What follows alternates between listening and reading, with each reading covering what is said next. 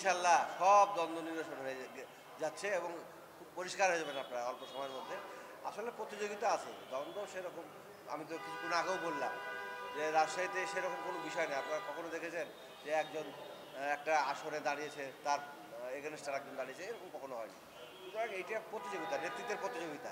আর আমরা যে বিশাল একটা সংকটময় অবস্থা কাটিয়ে এসেছি, আমাদের তো শিক্ষা হওয়া উচিত যে আমরা দীর্ঘ 17 বছরে বিএনপির উপরে যা নির্যাতন হয়েছে, জাতি এটা দেখেছে, দেশের মানুষ দেখেছে। সবচেয়ে বেশি নির্যাতিত ফ্যামিলি হচ্ছে জিয়া পরিবার, সবচেয়ে নির্যাতিত ব্যক্তি হচ্ছে দেশনেত্রী বেগম খালেদা জিয়া, এবং মৃত্যুর সঙ্গে পাঞ্জা লড়া হচ্ছে নেতা হচ্ছে আমাদের তারেক রহমান, ভারপ্রাপ্ত চেয়ারম্যান মহোদয়।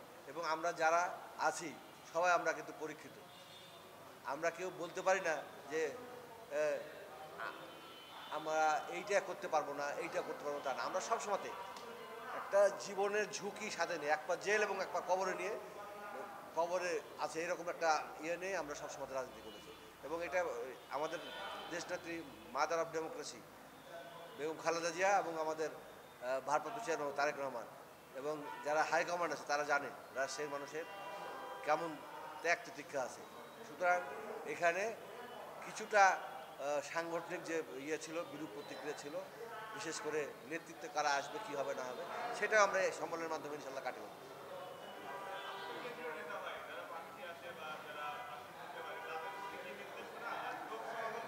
আমাদের আপনি ভালো কোশ্চেন করেছেন। আমাদের নির্দেশনা হচ্ছে একটা, যে আমাদের শহীদ রাষ্ট্রপতি জিয়া রহমান বলেছেন যে ব্যক্তির চেয়ে দল বড়, দলের চাইতে অনেক বেশি বড় হলো দেশ। সে দেশের স্বার্থ, জাতীয় স্বার্থ, দলের মান সম্মান সব কিছু চিন্তা করে ব্যক্তি হিসাবে আমাদেরকে চলাফেরা করতে হবে।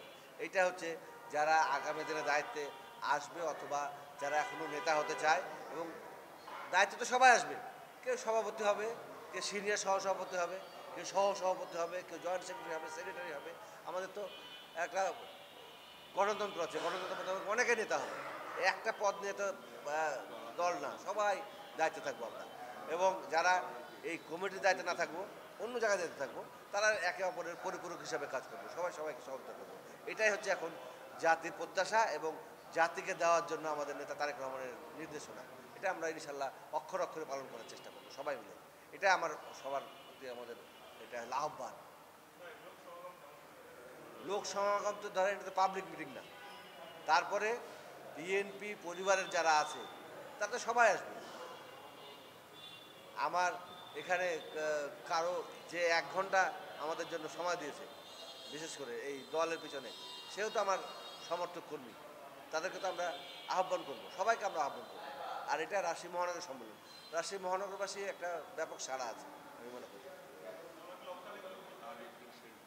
এইটা বলা ঠিক হবে না। লক্ষাধিক লোক আমরা জমায়েত করতে চাচ্ছি না, আমরা সম্মেলন করতে যাচ্ছি। লোক কী হবে সেটা আপনারা দেখতে পাবেন। এখানে তো লোকের বিষয় না, এটা সম্মেলন। এবং তারপরে হচ্ছে আগে হবে কনফারেন্স, পরে হবে কাউন্সিল,